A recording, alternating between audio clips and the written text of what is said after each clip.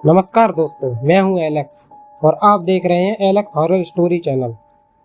यहाँ मैं आपको उन घटनाओं के करीब लाता हूं जो सिर्फ एक कहानी नहीं बल्कि मेरी अपनी जिंदगी का एक सच है। आज की कहानी एक ऐसे ही रहस्य के बारे में है जो मेरे अपने गांव से जुड़ा है और जिसने मेरे दिल और दिमाग पर गहरा असर छोड़ा है। इस कहानी का नाम भूतिया पुलिया और दो आत्माएं। यह एक ऐसी जगह है जहां जाने का सोचना भी लोगों के लिए डर का कारण था, लेकिन जो मैंने वहां देखा और महसूस किया उसने मेरी जिंदगी को हमेशा के लिए बदल दिया। तो चलिए शुरू करते हैं। मैं एक छोटे से गांव में पैदा हुआ हूं। हमारे गांव का नाम रूपपुर है। यहाँ हर कोई अपनी अपनी जिंदगी में व्यस्त है, अपने काम में लीन है, लेकिन एक जगह थी जिसे लोग दूर से ही देखना नहीं चाहते थे। वह थी भूतिया पुलिया। यह पुरानी पुलिया एक रस्सी से लटके हुए पुल के जैसा दिखता था, लेकिन इसके बारे में जो कहानियां सुनाई जाती थी वे एक अलग ही डर का एहसास दिलाती थी। बचपन से ही मुझे इस पुलिया के बारे में सुनने को मिलता था। लोग कहते थे रात को उस पुलिया पर कभी मत जाना, वहां दो आत्माएं भटकती हैं। जो भी वहां पर रात को गया वह कभी वापस नहीं आया। मुझे लगता था कि यह सब सिर्फ कहानियां हैं। मुझे कभी इन बातों पर विश्वास ही नहीं होता था। भूत प्रेत आत्मा यह सब चीजें मेरे लिए बस कहानियां थीं, लेकिन जो कुछ मैंने देखा था उसके बाद मैं अपने विचार बदलने पर मजबूर हो गया था। एक दिन गांव के ही कुछ लोग मुझे चेतावनी दे रहे थे कि मैं रात को उस पुलिया के पास ना जाऊं, लेकिन मेरी जिज्ञासा कभी खत्म ही नहीं होती थी। मैं खुद से ही पूछता था कि आखिर वहां क्या हो सकता है। क्या सच में कोई रहस्य है या एक बस लोगों की कल्पना का खेल है। मैंने फैसला किया मैं खुद जाकर सब देखूंगा। और फिर एक रात जब सब सो रहे थे मैंने अपनी टॉर्च उठाई और मैं चल पड़ा उस भूतिया पुलिया की ओर। वह रात बेहद ही ठंडी थी। गांव में ऐसा लग रहा था जैसे सब कुछ थम सा गया हो। आसमान में चांद नहीं था और सिर्फ रात के कीड़े ही हल्की हल्की आवाज सुनाई दे रही थी। जैसे ही मैं उस पुलिया के पास पहुंचा एक अजीब सी ठंडक मेरे शरीर में दौड़ गई। रात के लगभग 2 बज रहे थे और आज कुछ अलग सा महसूस हो रहा था। मैं पुलिया के बीच तक पहुंचा कि अचानक एक तेज रोशनी मेरी आंखों पर पड़ी। मैंने अपनी आंखों को हाथ से ढक लिया और देखा कि 2 लोग मेरी ओर आ रहे हैं। पहले तो मुझे लगा कि यह गांव के ही लोग होंगे जो मुझे वापस भेजने आए हैं, लेकिन जैसे ही वे मेरे करीब आए मुझे उनका रूप थोड़ा अजीब सा लगा। वे 2 लोग खाकी वर्दी में थे, जैसे पुलिस वाले हों। उन्होंने जोर से चिल्लाया, कौन है वहां? रात को 1 बजे यहाँ क्या कर रहे हो? मैं थोड़ा घबरा गया, लेकिन मैंने अपनी आवाज को सामान्य रखने की कोशिश की। मैं इसी गांव का हूँ, गोविंद का बेटा। मैं बस यहाँ से गुजर रहा था, मैंने कहा। उन्होंने जब मेरे पिताजी का नाम सुना, जैसे ही उन्होंने मेरे पिताजी का नाम सुना उनके चेहरे पर थोड़ा आश्चर्य दिखाई दिया। वे एक दूसरे की ओर देखकर कुछ बुदबुदाए। ऐसा लगा जैसे उन्हें गोविंद जी का नाम सुनकर कुछ अजीब सा लगा हो। गांव के सरपंच गोविंद जी को कौन नहीं जानता था, फिर भी इन पुलिस वालों का चेहरा देखकर लगा जैसे वे इनका नाम से परिचित नहीं है। मैंने सोचा कि अजीब बात है, गांव के पुलिसकर्मी मेरे पिताजी को कैसे नहीं जानते होंगे। फिर उनमें से एक ने मुझसे कहा, तुम गोविंद जी के बेटे हो और इतनी रात में यहाँ क्या कर रहे हो? क्या तुम्हें पता नहीं कि इस पुलिया के बारे में लोग क्या कहते हैं? यहाँ पर आने की मनाही है।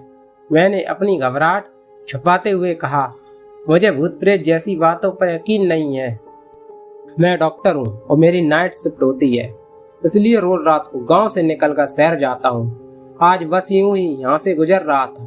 उन्होंने मेरी बात सुनी, लेकिन उनकी आंखों में अब भी कुछ संदेह बना हुआ था। मैंने अपनी सांसें हल्की की, क्योंकि जो मैंने उन्हें बताया था वो पूरा सच नहीं था। हाँ, मेरा नाम एलेक्स था, लेकिन मैं कोई डॉक्टर नहीं था और मुझे कोई नाइट शिफ्ट भी नहीं करनी होती थी। असल में मैं यहाँ से इस पुलिया के रहस्य जानने के लिए हर रात आता था। गांव में कई कहानियां सुनी थी, लेकिन मैं जानना चाहता था आखिर सच्चाई क्या है। पुलिस वालों ने थोड़ी देर तक मुझे घूरा और फिर आपस में कुछ फुसफुसाने लगे। मैं खुद को संयम में रखने की कोशिश कर रहा था, लेकिन मन में अनगिनत सवाल उठ रहे थे। यह पुलिस वाले कौन हैं और इतनी रात को यहाँ क्या कर रहे हैं? क्या तुम्हें यहाँ डर नहीं लगता? एक पुलिस वाले ने बोला। क्योंकि कल रात ही एक औरत के साथ कुछ अजीब हुआ। पड़ोसी गांव की औरत दूध लेकर जा रही थी, लेकिन जब वह पुलिया के पास पहुंचती है तो उसके दूध के बर्तन में खून था और वह औरत आज तक बोलने की हालत में नहीं है। यह सुनते ही मेरी रीढ़ की हड्डी में सिरहन दौड़ गई। मुझे यह बात बहुत अजीब लगी, क्योंकि कल रात मैं भी यहाँ पर आया था और उस वक्त मैंने कुछ भी ऐसा नहीं देखा था। यह कैसे हो सकता है? मैंने मन ही मन सोचा, शायद मेरे जाने के बाद यह सब हुआ होगा। उस रात जब मैं घर पहुंचा तो मैंने पिताजी से कहा, पुलिया पर से पुलिस हटवा दीजिए, वहाँ कुछ भी ऐसा अजीब नहीं है, यह बस गांव वाले का मन का वहम है। पिताजी अक्सर मेरी बातें मान लिया करते थे, इसीलिए उन्होंने भी इस पर हामी भर दी और कहा कि मैं दरोगा जी से बात करूंगा। यह बेवकूफी है, भूत प्रेत कुछ नहीं होता, बेवजह ही पुलिस तैनात कर रखी है। मैं कल ही दरोगा जी से बात करूंगा। अगली सुबह पिताजी पुलिस स्टेशन गए और पुलिया से पुलिस हटाने का आग्रह किया। दरोगा जी पिताजी को बहुत इज्जत किया करते थे, इसलिए उन्होंने भी बिना सवाल किए पुलिस को वहां से हटा दिया। अब मैं खुश था, क्योंकि अब मैं बिना किसी रुकावट के उस पुलिया का रहस्य जान सकता था। अब मुझे इंतजार था बस आज की रात का। आज मैं ठान लिया था कि उस काले साए और आत्माओं के रहस्य को जानकर ही दम लूंगा। बचपन से ही मुझे जासूसी किताबें पढ़ने का शौक था, इसलिए मेरे लिए यह किसी रोमांचक जासूसी कहानी से कम नहीं था। अगली रात का समय हुआ। ठंड बहुत थी। माँ ने मुझे और मेरे छोटे भाई और पिताजी को खाना खिलाया। हम सब एक साथ खाना खाकर सो गए। पिताजी और माँ गहरी नींद में थे, लेकिन मैं बस सोने का नाटक कर रहा था। आधी रात को जब सब सो चुके थे, मैंने अपना कंबल हटाया और धीरे से दरवाजे की कुंडी खोली और बाहर निकल गया। आज मुझे बस उस रहस्य को जानने से कोई नहीं रोक सकता था। मैं एक छोटी सी टॉर्च लेकर पुलिया की ओर चल पड़ा। इस रास्ते में कई बार आया था, लेकिन आज कुछ अलग ही सन्नाटा पसरा हुआ था। आसपास की झोपड़ियों में भी अंधेरा था, जहाँ हमेशा रोशनी हुआ करती थी। पूरा गांव सन्नाटे में डूबा हुआ था और सिर्फ मेरी सांसों की आवाज ही सुनाई दे रही थी। जैसे जैसे मैं पुलिया के पास पहुंचता जा रहा था, मेरा दिल जोरों से धड़कने लगा था। घड़ी देखी तो ठीक 1 बज रहा था। मैं आमतौर पर यहाँ कुछ देर रुककर चला जाता था, लेकिन आज मैं ठान लिया था कि जब तक कोई संकेत ना मिले मैं यहाँ से नहीं जाऊंगा। मैंने पुलिया की इस किनारे पर बैठकर ठंड में सिकुड़ते हुए इंतजार किया और फिर कुछ ही देर बाद अजीब घटनाएं शुरू हो गईं। जैसे ही मैंने पुलिया के किनारे पर बैठकर इंतजार करना शुरू किया, ठंड इतनी ज्यादा थी कि मेरे शरीर में सिरहन दौड़ रही थी। मुझे भूत प्रेत से कम और जंगली जानवरों से ज्यादा डर लग रहा था। यह इलाका खुला हुआ था, जहाँ कोई भी जंगली जानवर मुझे आसानी से देख सकता था। मैं खुद को शांत रखने की कोशिश कर रहा था और मन ही मन कुछ गीत गुनगुनाने लगा। करीब 2 बजने को थे और मेरा सब्र भी अब जवाब दे रहा था। मैंने सोचा कि शायद आज भी कुछ नहीं होगा, यह सब लोगों की कल्पना का खेल ही है। मैं उठने की तैयारी ही कर रहा था कि अचानक मेरे कानों में एक अजीब सी सरसराहट सुनाई दी। पहले तो मैंने इसे हवा की आवाज समझा, लेकिन धीरे धीरे यह आवाज और करीब आने लगी। मेरे शरीर में ठंड के बावजूद पसीने की बूंदें आने लगीं। मैंने अपने चारों ओर देखा, लेकिन वहां कोई नहीं था। मैंने डरते डरते जोर से कहा, कौन है वहां? हिम्मत है तो मेरे सामने आओ, मैं तुमसे नहीं डरता। लेकिन जैसे ही मैंने यह कहा, उस सरसराहट ने दिशा ही बदल ली। अब वह दूसरी तरफ से आने लगी थी। मेरा दिल तेजी से धड़कने लगा और डर बढ़ता जा रहा था। मैंने एक पत्थर उठाया और फिर जोर से चिल्लाया, जो भी हो सामने आओ। मैं पत्थर फेंक कर आगे बढ़ा ही था कि तभी पुलिया के नीचे से किसी लड़की की रोने की आवाज सुनाई दी। कि पहले मैं तो समझ ही नहीं पाया कि यह सच में कोई रो रहा है या मेरी कल्पना मात्र है। लेकिन जैसे जैसे मैं और ध्यान से सुनने लगा, आवाज साफ होती चली गई। यह किसी औरत की दर्द में कराहने जैसी आवाज लग रही थी। मैंने टॉर्च उठाई और पुलिया के नीचे झांकने की कोशिश की, वहां कुछ दिखाई नहीं दिया। मेरे हाथ पैर कांप रहे थे, लेकिन मैंने हिम्मत जुटाकर पत्थर उस ओर फेंका जहां से आवाज आ रही थी। अचानक उस रोने की आवाज हंसी में बदल गई, एक ऐसी हंसी जो मेरे शरीर को थरथराने लगी। वह हंसी इतनी भयानक थी कि मेरे हाथ पैर सुन्न हो गए और फिर सब कुछ शांत हो गया। अब तो मुझे खुद पर से ही विश्वास उठने लगा था। मैं समझ नहीं पा रहा था कि यह सब क्या हो रहा है। तभी मैंने सोचा कि अब यहाँ से भाग जाना ही सही होगा। मैं जैसे ही पुलिया से कुछ आगे बढ़ा, मेरा पैर किसी चीज से टकराया और मैं वहीं गिर पड़ा। मैंने देखा वहां कुछ भी नहीं था जिससे मेरा पैर टकराया। तभी वह रोने की आवाज फिर से सुनाई देने लगी। इस बार वह आवाज गुस्से से भरी हुई थी, जैसे उसे मेरा वहां आना पसंद नहीं आ रहा था। और फिर अचानक वह आवाज पुरुष की आवाज में बदल गई। वह औरत एक आदमी की तरह बोल रही थी। मेरे पास ज्यादा वक्त नहीं था सोचने का। मैं बस भागने की सोच रहा था, लेकिन मेरी किस्मत शायद कुछ और ही चाह रही थी। अचानक मेरे कंधे पर किसी का हाथ पड़ा। मैंने पीछे मुड़कर देखा और अवाक रह गया। एक औरत मेरे सामने खड़ी थी। उसकी नीली गहरी आंखें, बिखरे हुए बाल और विकृत चेहरा।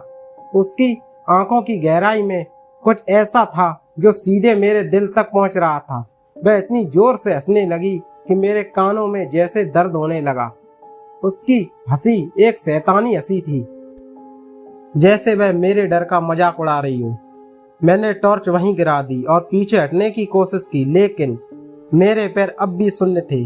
उस औरत के काले लंबे दांत और मुंह से निकलने वाले सफेद कीड़े मेरे सामने थे।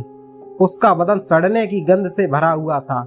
मैं पूरी तरह से जड़ हो चुका था। मेरी आवाज भी नहीं निकल रही थी। फिर अचानक वह रुक गई। उसकी आंखें अब सामान्य लग रही थी। उसके चेहरे पर नरमी आ गई और फिर उसकी आंखों में आंसू दिखाई देने लगे। उसने मुझे ऐसे देखा जैसे मुझे पहचान गई हो। उसने मेरी ओर कदम बढ़ाया और मुझे गले से लगा लिया। यह सब इतना अजीब था कि मुझे समझ ही नहीं आ रहा था कि मैं क्या करूं। मेरी चेतना में एक ही बात घूम रही थी कि यह उसकी कोई शैतानी चाल हो सकती है, लेकिन मुझे उससे लड़ने की हिम्मत नहीं हो रही थी। वह औरत रो रही थी और जैसे ही उसने मुझे गले लगाया, मुझे ऐसा लगा जैसे वह मुझसे कुछ कहना चाह रही हो। तभी एक और साया मेरे चारों ओर घूमने लगा। मैं उसे महसूस कर सकता था, लेकिन देख नहीं पा रहा था। अचानक उस अदृश्य शक्ति ने मुझे जोर से धक्का दिया और मैं दूर जाकर गिरा। मेरे हाथ और कमर में तेज चोट आई। टॉर्च अब मेरे हाथ से छिटक गई थी। अचानक धक्का खाने के बाद मैं जमीन पर गिर पड़ा और मेरे हाथ पैर बुरी तरह से चोटिल हो गए थे। दर्द से कराते हुए मैंने इधर उधर देखा, लेकिन अब तक कुछ साफ साफ समझ में नहीं आ रहा था। हवा में अजीब सी भारीपन था और चारों तरफ सन्नाटा पसरा हुआ था। मैं खुद को संभालने की कोशिश कर ही रहा था कि अचानक वह अदृश्य शक्ति ने मुझे पैरों से पकड़कर घसीटना शुरू कर दिया। मैं जोर से चिल्लाया, छोड़ दो मुझे, छोड़ दो मुझे। मैं डर के मारे हनुमान चालीसा याद करने लगा। मेरी आवाज कांप रही थी, लेकिन मैं किसी तरह मंत्र पढ़ने लगा। जय हनुमान ज्ञान गुण सागर, जय कपीसते लोक उजागर। इतना सुनते ही वह साया अचानक रुक गया। एक पल के लिए ऐसा लगा कि हनुमान चालीसा सुनते ही वह कमजोर पड़ गया हो, लेकिन फिर मैंने एक भयानक चीख देखी। वह साया मेरी आवाज की नकल उतारने लगा। जय हनुमान ज्ञान गुण सागर। उसकी आवाज में एक शैतानी हंसी थी। यह सब मेरे लिए किसी बुरे सपने जैसा था। मैं समझ नहीं पा रहा था कि ऐसा कैसे हो सकता है। अब तक फिल्मों में मैंने यही देखा था कि शैतान भगवान का नाम सुनते ही भाग खड़े होते हैं, लेकिन यहाँ तो एक भूत मेरी आवाज को मजाक उड़ा रहा था। उसने मुझे फिर से उठाकर हवा में उछाल दिया।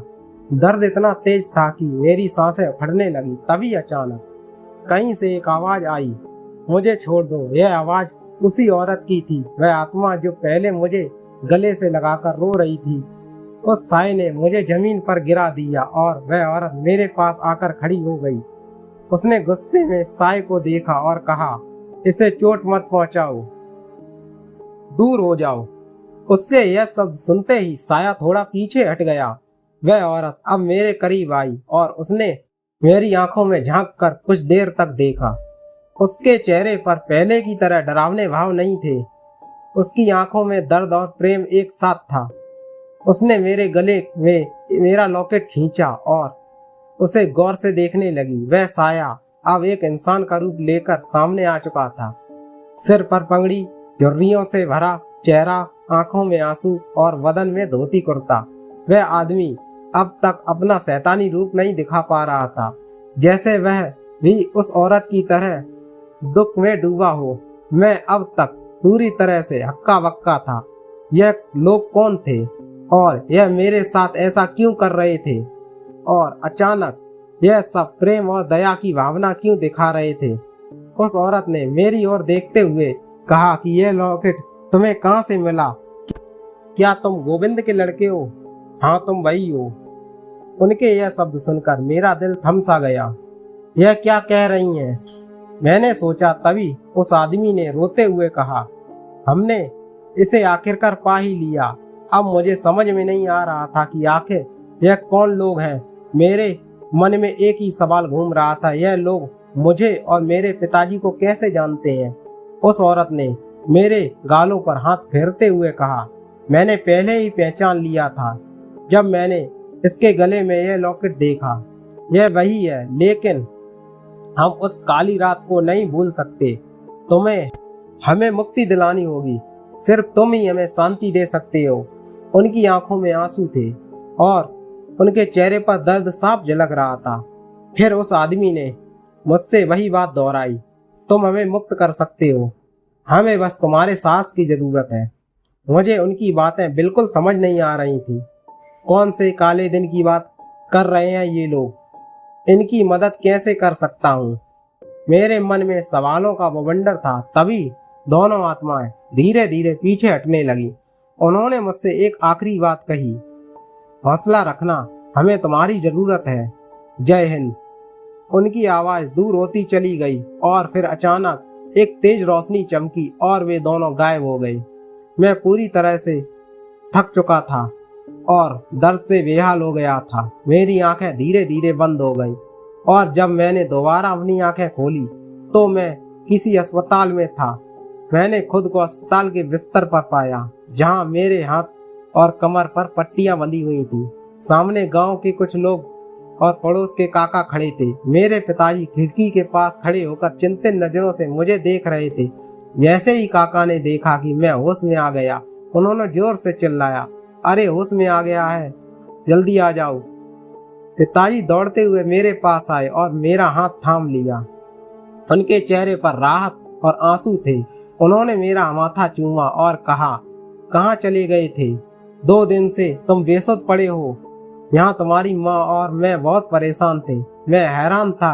मैंने पिताजी से कहा, 2 दिन से मैं सिर्फ कुछ घंटों के लिए गायब था। पुलिया के पास पिताजी ने कहा, हाँ बेटा, 2 दिन से तुमने आंखें नहीं खोली हैं। गांव के लोग ने तुम्हें पुलिया के पास बेहोश पाया। हम कितने चिंतित थे।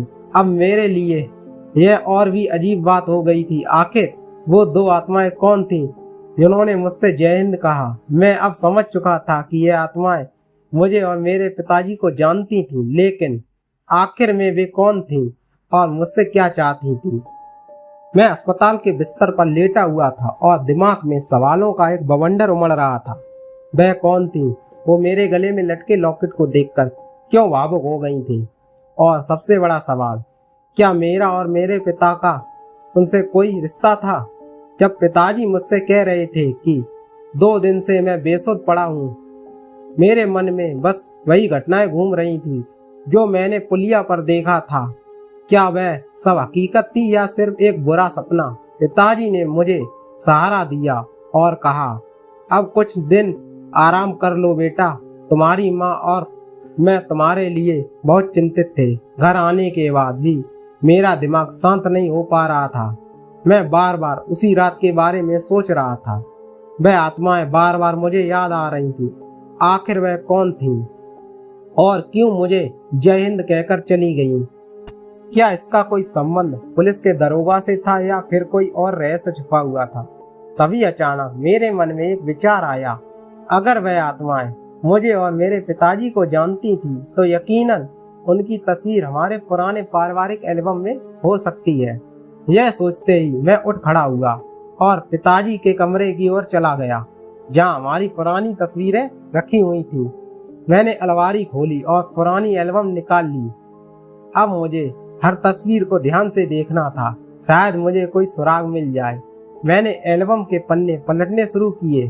पुराने दिनों की तस्वीरें देखते हुए मेरी नज़र लगातार कुछ ढूंढ ही रही थी। जब मैं पिताजी और माँ की शादी की तस्वीर तक पहुंचा तो एक तस्वीर पर मेरी नज़र टिक गई। यह वही तस्वीर थी जिसे देखकर मैं चकित रह गया था।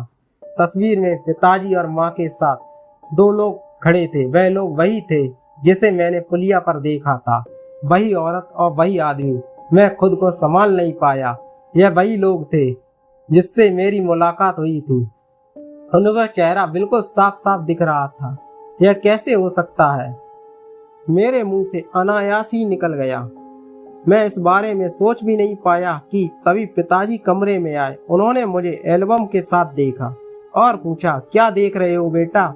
मैंने उनकी ओर देखा और सीधे पूछ लिया, पिताजी यह लोग कौन हैं?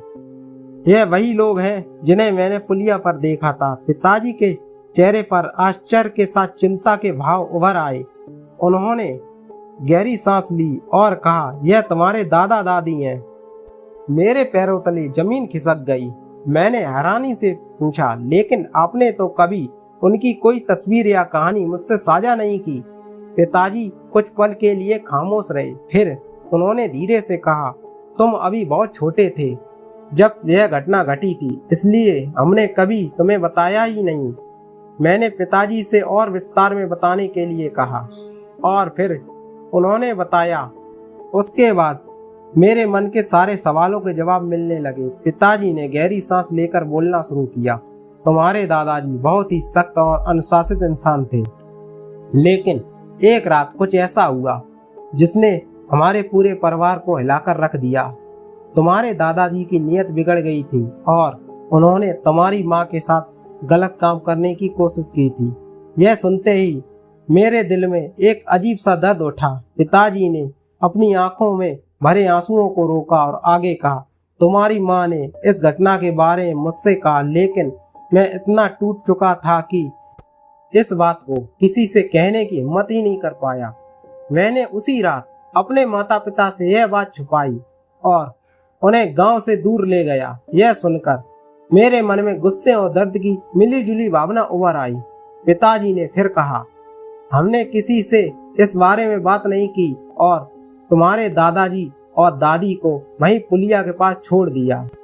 हम उन्हें गांव से दूर ले गए थे, लेकिन उसके बाद क्या हुआ यह आज तक किसी को नहीं पता चला। मैंने पिताजी से कहा, पिताजी सच यह है कि दादाजी और दादी जी की वही मौत हो गई थी।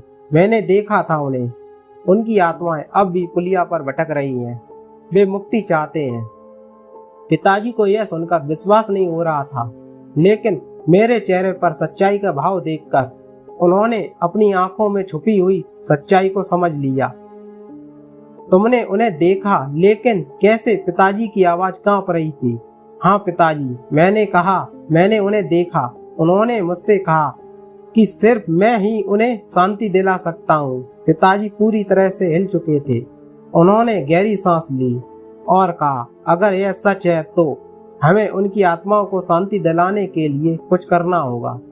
मैंने पिताजी से कहा, हमें तुरंत पुलिया पर जाना होगा। हो सकता है उनकी आत्माएं आज भी हमारी मदद का इंतजार कर रही हो।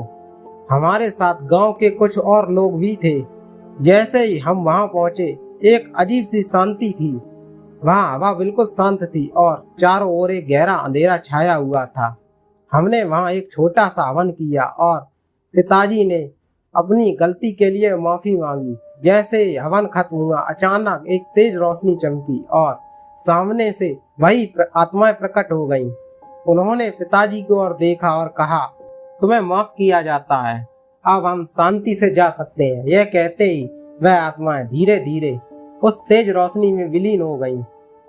मेरे दिल को अब बहुत ही सुकून मिल रहा था। हमने उन्हें मुक्त कर दिया। अब वह आत्माएं उस पुलिया पर नहीं भटकती।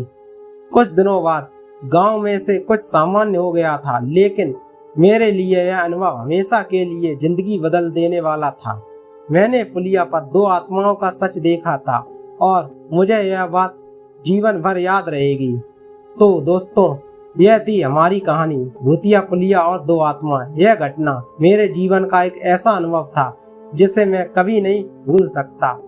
अगर आपको यह कहानी पसंद आई हो तो मेरे चैनल एलेक्स हॉरर स्टोरी को सब्सक्राइब करें और लाइक करें और मुझे बताएं कि आप आगे किस तरह की कहानियां सुनना पसंद करेंगे। मैं जल्दी एक और रोमांचक कहानी लेकर वापस आऊंगा। तब तक के लिए धन्यवाद।